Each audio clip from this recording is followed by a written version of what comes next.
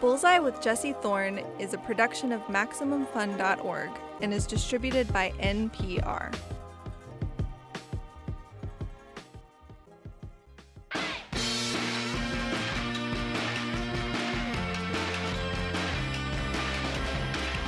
It's Bullseye. I'm Jesse Thorn. Carrie Coon, the actor, is said to exude a Midwestern pragmatism. At least that's how one New Yorker article described her. I guess you can say it's in the way she carries herself. As a performer, she's confident, never timid, usually warm, not always. You can see it in some of her most iconic roles. As Nora in The Leftovers, she's angry and kind of tightly wound, traumatized by the loss of her family. On season 3 of Fargo, where she played Police Chief Gloria Burgle, brave in the face of danger, but also baffled at humanity's capacity to be so violent and cruel.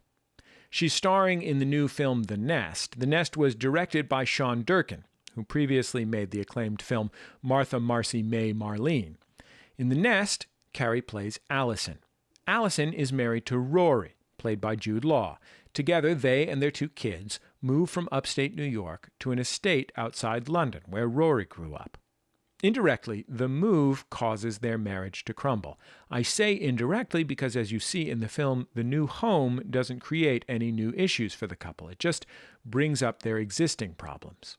Before we get into the interview, which is conducted by the wonderful Linda Holmes from NPR's Pop Culture Happy Hour, let's listen to a little bit from the film. In this clip, Allison has just learned that her husband has received the job offer that will take the family to the UK. This will be our 4th move in 10 years. Don't look backwards. Look forwards. It's a fresh start. This was our fresh start. This was our permanent move, remember? Yeah, well, things don't always work out as planned. Yeah, things never work out the way we planned. I moved back here for you, to be near your family. It's not working for me. I don't know what else to tell you. Oh, for sake, Rory. Carrie Coon, welcome to Bullseye. Thank you so much for having me. I'm such an NPR nerd. Oh, good. Well, perfect. That is the perfect place to start. You know, listening to that clip, it's a very tense marriage. Aren't they all right now? Yeah, that's right. These people are sort of cooped up together. They're relocating to London, but they're not even there. Yeah, that's true. They're not even stuck in the pandemic yet. They're just very, very tense. What did you like about that role and that kind of marriage as a thing to play with? Oddly, the marriage felt to me egalitarian in a way that marriage movies don't always feel. And it was also motivated by factors that didn't include catastrophic events like a divorce or the death of a child or infidelity. It was really about marriage. And it was about the unwritten rules of a marriage, the tacit agreements we make in a marriage, about renegotiating a marriage when things aren't working or walking away from it. You know, that's often what those stories are about. And so I really loved that it was about those dynamics. And I just had never seen anything done quite that way. And it also felt like a true lead in a film. I wasn't the wife who was supporting the husband's story. It was a story about these 2 people. And frankly, I just don't get invited to those parties very often either. So it was flattering to be asked. And it was really specific and it felt very real to me and it reminded me a little bit of the marriages I had grown up around. Not the tension, the egalitarian part. Yeah. It's interesting that you mentioned that because I think if I were trying to describe to someone kind of what this movie is about, I think that's the only thing I would really, you sort of want to say, well, it's about this marriage. It's about this family where they move and then they have to just kind of figure out what comes next. And as you say, it doesn't really have that big plot incident. And it is in that way, I think, an unusual structure. Yes. Why do you think there aren't more scripts that get made that are like that? Well, I think often smart scripts don't get made. And we had the benefit of, Sean had such a wonderful debut with Martha, Marcy, May, Marlene. And so people were hungry for his second feature. And so we were able to get the funding we needed to make it. But often scripts that are smart and specific don't make it into production or they don't get distributed. So it's not that I don't occasionally read them. It's just they never get made. Yeah. Which is too bad. It's surprising to me to hear you say, I mean, maybe it shouldn't be surprising, but it surprises me to hear you say that you don't necessarily get a lot of opportunities to play leads. Because I feel like, as somebody who follows and writes about television, I would say, oh, she's one of the sort of most interesting and lauded actresses working in television. I'm surprised that those opportunities aren't plentiful. Well, what's not plentiful is the scripts. Right. So there are probably 5 or 6 great movies with female leads that get made every year. And now think of the first 12 actresses you can, that you imagine seeing it featured in a film. Right. They're not me. So unless we start making more scripts like that, I don't get the opportunity to play those parts because I'm sort of at the end of the list of actors that might, you might ask, because that's just the reality of the business. They need to get money to make those films, and someone's international popularity matters so much. It doesn't matter if you're good casting. It matters if you can get the movie made. So unfortunately, I just don't get that chance very often. Yeah. I was in preparation for this, I was reading a profile of you in the New Yorker, and it has a subhead that says that you have a certain Midwestern pragmatism. I lived in Minnesota for 10 years, and I'm wondering what you think it means when a New Yorker profile says you have a Midwestern pragmatism. That's a great question. I think it means there is something of a willingness to be straightforward. My agents always joke that I'm never excited about anything. They'll call me with good news, and I'll say, yeah, no, I'll get excited when I sign a contract. Right. I'm just very, very practical. And because I understand how this business works, and that way disappointment lies, I think there's a kind of protective impulse, maybe, because of course my people tend to be pretty emotionally reserved. Right. They're very stoic. Our family motto that's a joke is, we'll handle it. Just sort of whatever is happening, we just say, we'll handle it. Nobody wants to talk about how or how we got there. So I don't know. I'm nice. I'm easygoing. Because I think in your case, it does mean something, as opposed to when something like Midwestern often just means like white and polite. Do you know what I mean? Right. Yeah. Some sort of cliche. Well, I appreciate that. I'm glad you think there might be some meaning in there for me somewhere. But I think it means something, not just that in your work it does, but that when they say it, it does. Did you grow up in the Midwest? Are you Midwestern? I did. I grew up in Ohio. In fact, my entire family is still in my hometown. My parents grew up down the street from each other. I have 3 grandparents in their 90s, and all of my siblings are there now in my town, or outside. What part of Ohio? The Northeast, outside of Akron, in a town called Copley. So we grew up in a rural area outside of an urban area. What kind of a kid were you? I have this idea of myself that is apparently not accurate. I imagine this very quiet, observant girl just thinking about everything. And my mom would say, no, you were so bossy and so loud. Apparently no one was surprised but me that I became an actor. But my sister was adopted from El Salvador, and I felt a great responsibility for, her integrating her into the family and into the world. And so I was really, I think, very controlling. What was the first acting that you did? There's a beautiful theater in my town, in Akron, the Akron Civic Theater. It's an atmospheric theater. It's one of those that has the clouds and the stars projected onto the ceiling in that magical way. And my friend took me to see a play when I was 10. And it was Babes in Toyland. And there were kids my age on stage. And I thought, what? How did they? What? So I came home and I got our little local paper, and I looked up the Weather Vane Community Playhouse, where incidentally my grandfather had done a couple of plays after World War II. And I asked my mom if I could go on auditions, and she said no, because there are 5 kids in my family and my parents worked full time. She does not remember this. She says that is fictional. However, I was interested in it, but I didn't actually act until I got to high school. And I played a very small Sister Bertha on The Sound of Music, just way in the background. Sure. I'm sure singing all the wrong notes. And then I ended up getting the lead in Our Town my senior year when I was waiting for soccer practice to start. And I did a woeful production of Our Town in my high school. But I knew it was a good play, and I felt my power. I'm a middle child, so I was obviously really hungry for some attention. So when I had an audience in my thrall, that was it. I was really, really compelled by that information. But I didn't actually go full on into acting until I went to graduate school after undergrad. And I got into University of Wisconsin at the very last minute. I was the very last person that they took. 10 actors over 3 years, and And what's the path from there to Chicago, right? Well, my last year of my 3-year program, I did 'Tis Pity She's a Whore with a gentleman named David Franks, who was running the American Players Theater out in Spring Green, Wisconsin, which is an outdoor classical theater, an amphitheater. It's about 1,100 seats. And he invited me to join their apprenticeship program that summer. And we also organized a program where we invited casting directors from around the country to come and audition us to see if we could get, more work and agents and things. And I ended up getting an agent in Chicago through that program.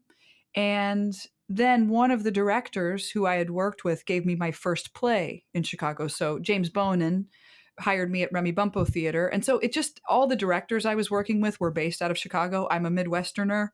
I had just gone to school in Wisconsin. So it just made sense to transition there since I was getting a foothold. So I ended up doing, doing a few plays and starting to go out on commercial auditions, and eventually got a guest star spot on TV. But then, then Virginia Woolf happened, and I didn't stay there very long. Talk a little bit about that Virginia Woolf performance, which I know is very huge for you. It was huge. Well, in Chicago, generally plays are cast about a year in advance. So we all know as actors what every theater company is doing. They've all announced their season. So you can look at the season and know there are 3 or 4 parts that I could get if I'm really lucky. And so I knew that Honey was one of the only ones in my age range that would be auditioning that season. And I had been into Steppenwolf. Erica Daniels, who was the casting director there at the time, had actually been one of my judges at the ERTA auditions. But I really felt connected to Honey, and I worked on it in a way I'd never worked on an audition before, and I got it. And I really felt very possessed. I felt like it felt like the right time for me to get that thing. I was ready, I was ready to step up into that space and take ownership of it. And that's the show where you met your husband, yes? Yes. Yes, it is. Unexpectedly for both of us, yes. You are married to the wonderful actor and playwright Tracy Letts. I am. Who I like him. Yeah. I think a lot of people like him. If there is anybody out there who is thinking, I'm not sure if I know who that is, you might know him as Saoirse Ronan's father in Lady Bird, a variety of other wonderful things. I have to ask you, because I read about this. Did you really get married in a hospital? We really did. We truly did. We both had Tracy went out to LA in his 30s and couldn't get arrested. And so it was interesting. After Virginia Woolf, he actually started to get his first television offers. Homeland was the first job that came his way. So after Virginia Woolf happened, we were both working a lot, and we were apart a lot. And we had registered to get married. And in Illinois, I think you have 60 days to get married, or else you have to re-register. We had no time to go back and do all of the paperwork again. So I was filming Gone Girl, and I was coming home on a Friday night, and Saturday was the expiration date for our registration. And he was going to leave to do Homeland like the following week or something crazy. So I said, we have to go Saturday and get married. And so I got at about 1 a.m. and he opened the door and he just looked terrible. And he said, I do not feel well. And we go to the emergency room. He's sweating. He goes into surgery. And on Saturday, he has emergency gallbladder surgery. And our registration is dead. That was the last day. But on Sunday, I thought, I brought our rings to the hospital. And I said, is the chaplain around? And I was on the phone with my mom in Tracy's room. And I brought this little sundress that I cast off on a chair. And then there's a knock at the door. And this woman pokes her head in. She says, I'm Robin. I'm a Lutheran. We're like, okay. So I said, Mom, I got to go. I'm getting married. So I was in Tracy's t-shirt. And he was high as a kite. He's sober 27 years, so he hadn't had any drugs in his body for a really long time.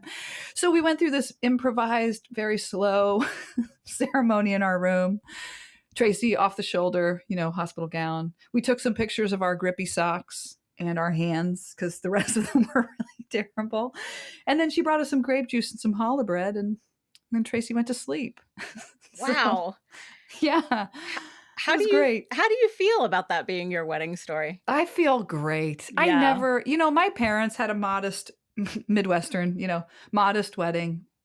My parents are not materialistic, so I never dreamt of some big production, and I never had any pressure to have one. Yeah. And at that point in my life, I had done a lot of dressing up in some very magnificent clothing. So I wasn't hungry for any, day that was my own. I recognize that for some women, it really is the most important and special day, and they don't get that kind of pageantry in their lives. But I didn't need any more pageantry in my life. So I never planned to have a big wedding. We thought about maybe getting our families together for a small backyard party, but it just never happened because once we got married, we were just back on the road again. Yeah. It's interesting. You have probably the best excuse I've ever heard for anyone who says, "Why didn't I get to come to your wedding?" Yes, but my dad was like, "Oh, you had to drug him to get him to marry you?" My brothers too. They're like, "Oh, okay. It's the only way he would do it, huh?" So I think Gone Girl is the first thing I remember hearing a lot about you in was Gone Girl, which of course was David Fincher. That was sort of a significant pivot from doing more theater to doing this film, right? Mm-hmm. Yeah, it was really easy. Just kidding. Well, what had happened is we just had the Tony Awards. I had booked the Leftovers pilot, and I had already shot the pilot. And I went out to LA, and HBO wasn't sure they were going to release me to audition for Fincher to actually even be considered for Gone Girl. And then eventually HBO worked it out. And so I immediately, in that August, after shooting the pilot, went out and started shooting almost immediately in Cape Girardeau in Missouri. And then wrapped that in February and started immediately on The Leftovers. I think I even overlapped a couple of weeks. So I came from the theater, and then I went to Fincher Film School before I got into doing The Leftovers, but they came out in the reverse order. So Leftovers started before Gone Girl, Gotcha. opened. Gotcha. So for me, it was weird to see my work backwards because I thought I got better. Right. Right. But it was great. I mean, Fincher really, I adore him. We got on really well, and I really relate to his sense of humor is right up my alley. It's very dry and very dark. And he taught me, he would say, "Look at the monitor. You see what I'm doing? This is why I need you to glide out on your right foot." And he just taught me a lot about being on camera because I didn't even know the vocabulary yet. Even more with Carrie Coon still to come. Stay with us. It's Bullseye from MaximumFun.org and NPR. This message comes from NPR sponsor Headspace. Life can be stressful, but 2020 has challenged even the most difficult times of life. You need stress relief that goes beyond quick fixes. That's Headspace. Headspace is your daily dose of mindfulness in the form of guided meditations in an easy-to-use app. Need help falling asleep? Headspace has wind-down sessions. Go to headspace.com/bullseye for a free month trial with access to Headspace's full library of meditations for every situation.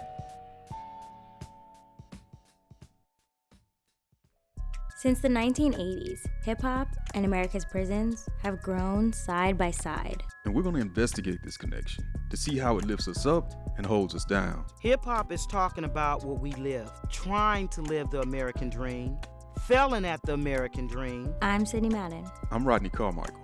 Listen now to the Louder Than a Riot podcast from NPR Music, where we trace the collision of rhyme and punishment in America. Hello there, ghouls and gals. It is I, April Wolf. I'm here to take you through the twisty, scary, heart-pounding world of genre cinema on the exhilarating program known as Switchblade Sisters. The concept is simple. I invite a female filmmaker on each week, and we discuss their favorite genre film. Listen in closely to hear past guests like the Babadook director, Jennifer Kent, Winter's Bone director, Deborah Granick, and so many others every Thursday on MaximumFun.org. Tune in if you dare.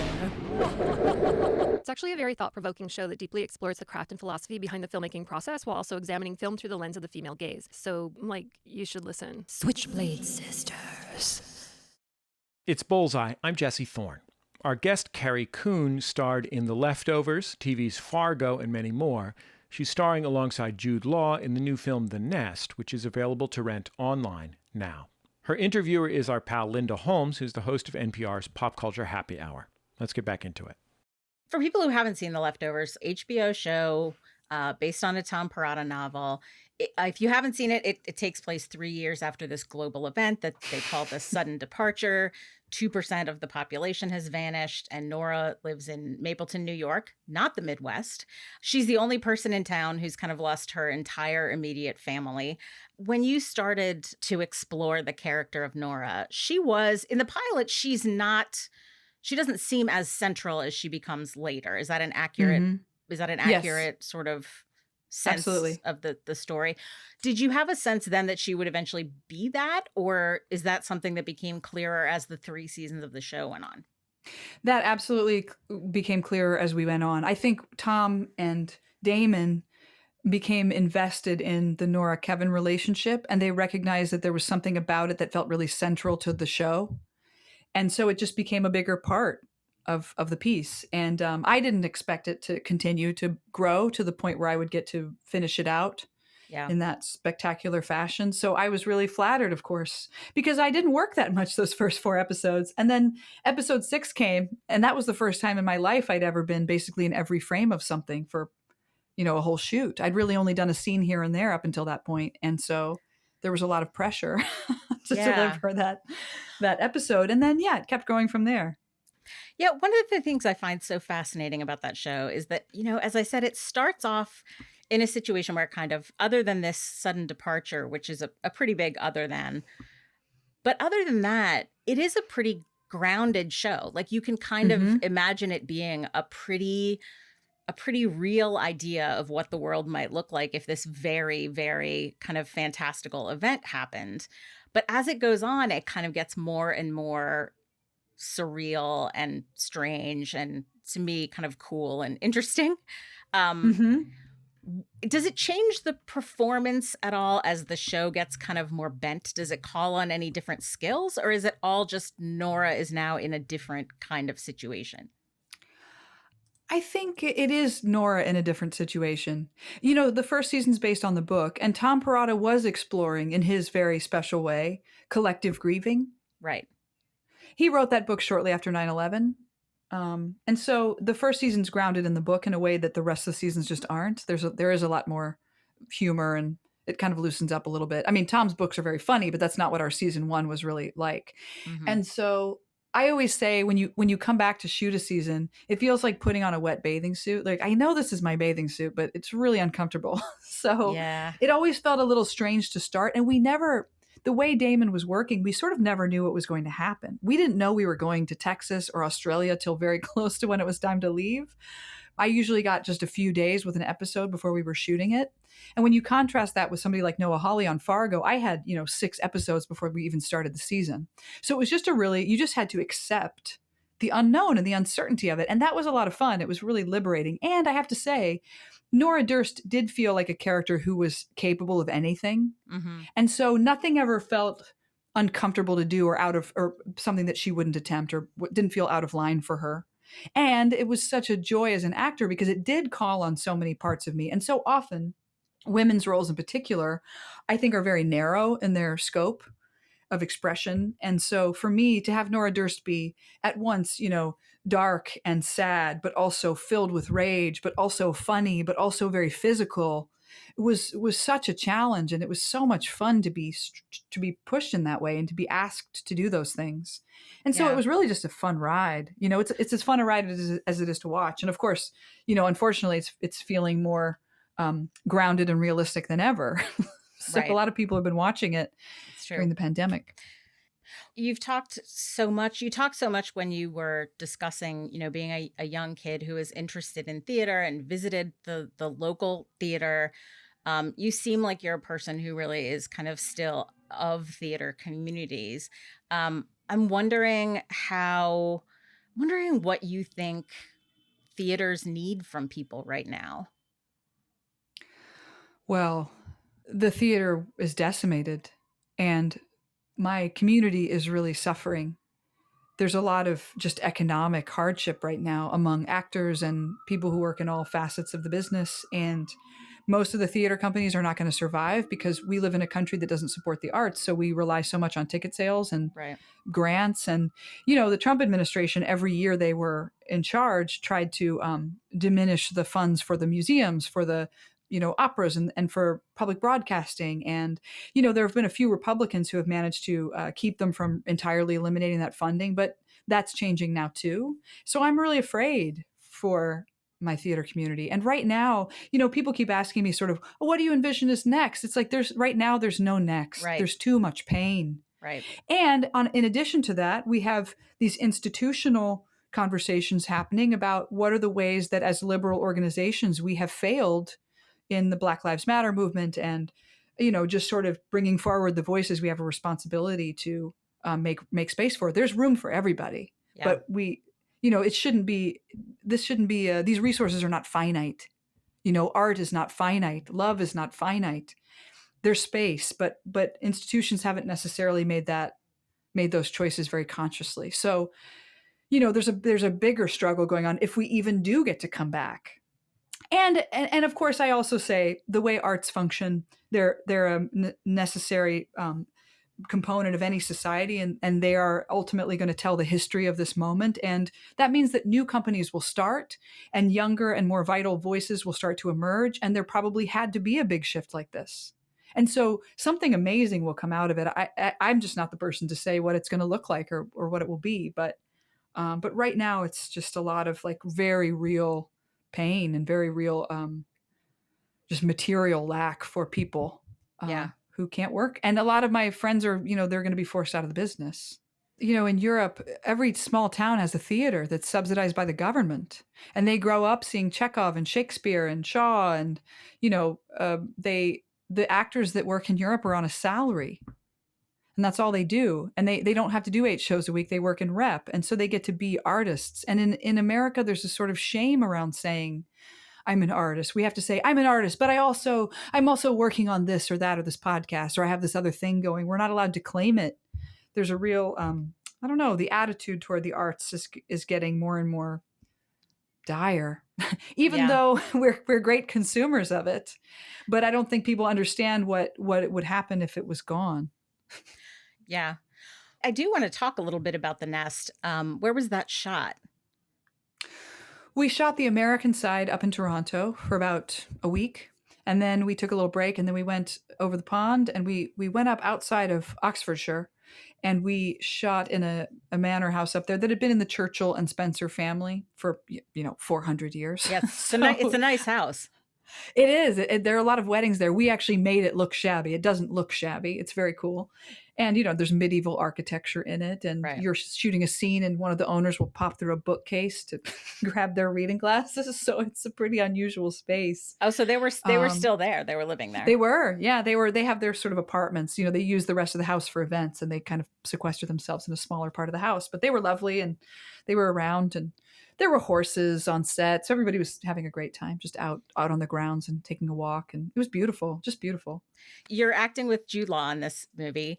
I just saw him in the HBO series The Third Day. Yes, I can't wait to watch that. Yeah, and in both, he's kind of this like raggedy husband, if I can put it that way.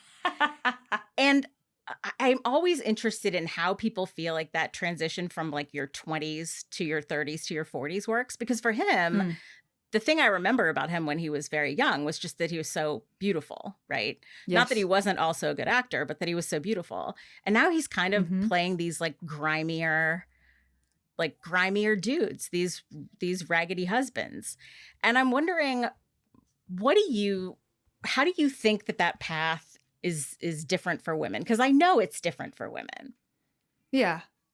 Yeah, well, the character parts for women start to dry up when we get most interesting. Because ingenue parts, you might be young and beautiful, but they're not going to last forever. And if you can't transition out of them, then you're going to have a very short career. And they're not as much fun to play. There's a lot of naivete and, moony eyes, and it's not very interesting. Yeah. It is the kind of, nasty, schlubby husbands and villains that are more fun. Their motivations are more interesting and more complicated generally, at least the way they're written. So I'm not surprised to see Jude trafficking in that territory. Yeah, for women, I just feel like maybe TV is shifting this conversation a little bit. We've certainly seen very interesting parts for women on television, my own parts included. We see now movie stars coming to do television because that's where the more interesting roles are. Because again, there aren't that many scripts made every year that have interesting, powerful female parts. And the same 2, 3, 4 women are going to get those parts. It's interesting that you say that about the parts in television, because I do want to talk a little bit about Fargo. I feel like it's one of those shows that comes back almost for the purpose of giving like cool parts to people, if that makes sense. Like it's a real actors show. And Gene Smart, come on. What was the appeal of Fargo for you? Have I just described the appeal of Fargo for you? Well, largely. Well, one of the appealing parts was that I met with Noah and then they offered me the job, which is not normally how those parts would go for me. Yeah. The Leftovers I had to audition for. So that was one of the first times where somebody said, "Hey, we would like you to play this part." So yes, that was very enticing.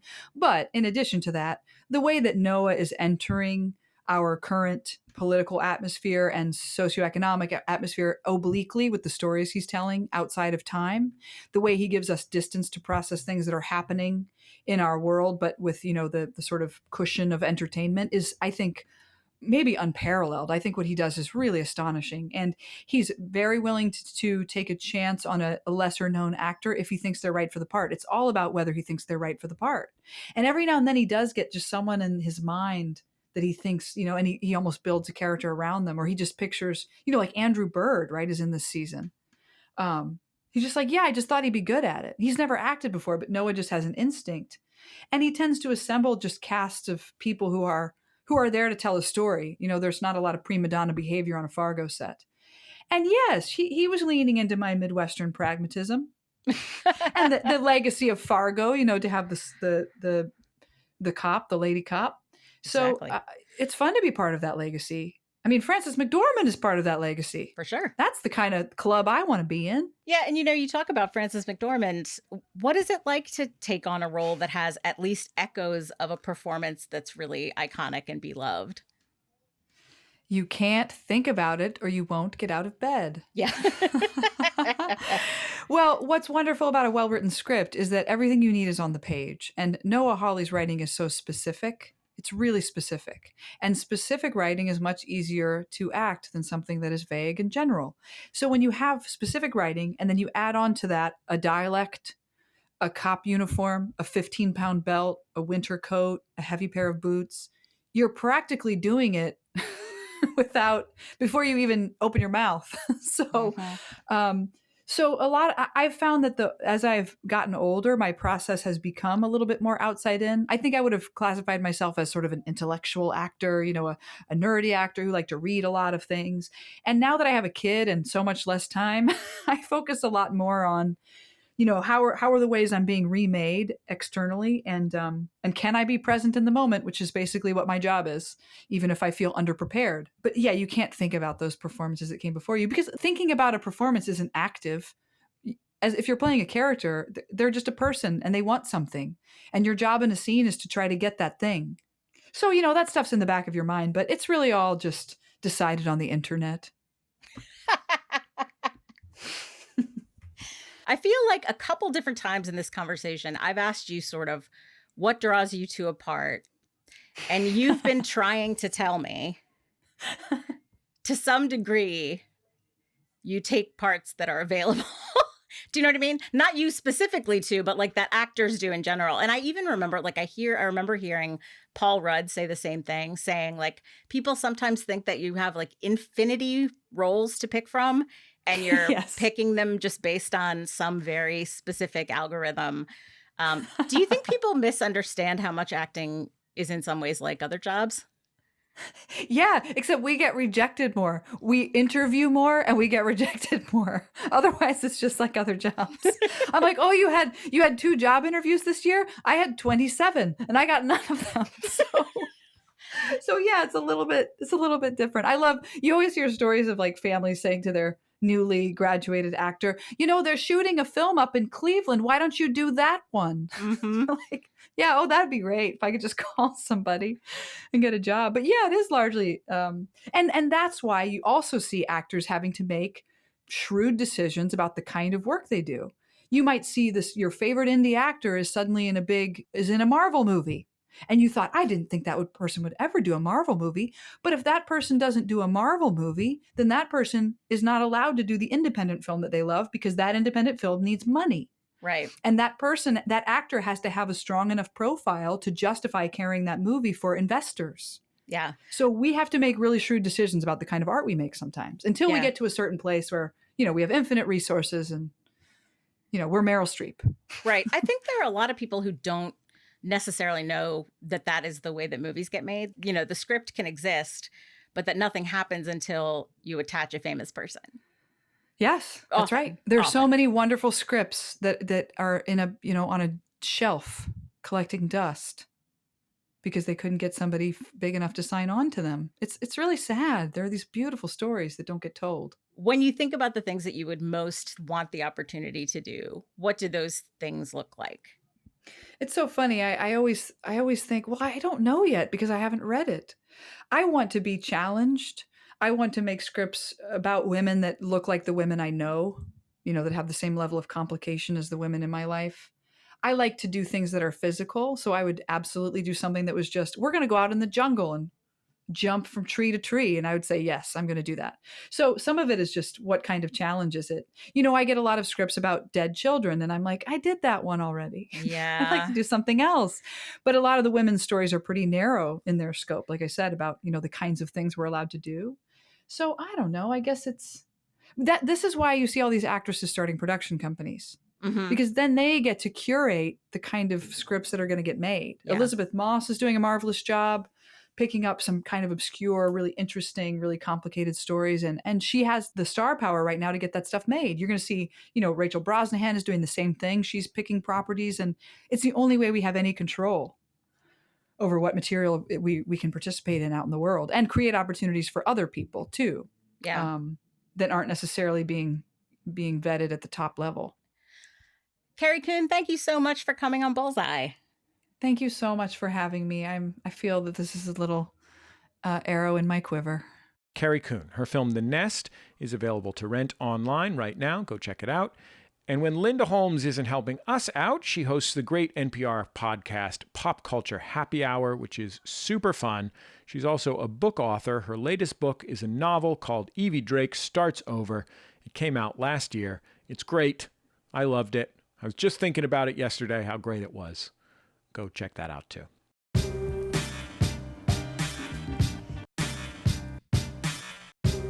That's the end of another episode of Bullseye. Bullseye is created from the homes of me and the staff of Maximum Fun in and around greater Los Angeles, California, where it was briefly colder, so I went and got my sweaters from the garage. Then it was 92 degrees outside. The show is produced by Speaking Into Microphones. Our producer is Kevin Ferguson. Jesus Ambrosio and Jordan Cowling are our associate producers. We get help from Casey O'Brien and Kristen Bennett. Our interstitial music is by Dan Wally, also known as DJ W. Our theme song is by the Go Team. Thanks very much to them and to their label Memphis Industries for sharing it with us. If you want to hear the latest about what we're up to, you can keep up with the show on Twitter, Facebook, and YouTube. We post all of our interviews there. And I think that's about it. Just remember, all great radio hosts have a signature sign-off. Bullseye with Jesse Thorn is a production of MaximumFun.org and is distributed by NPR.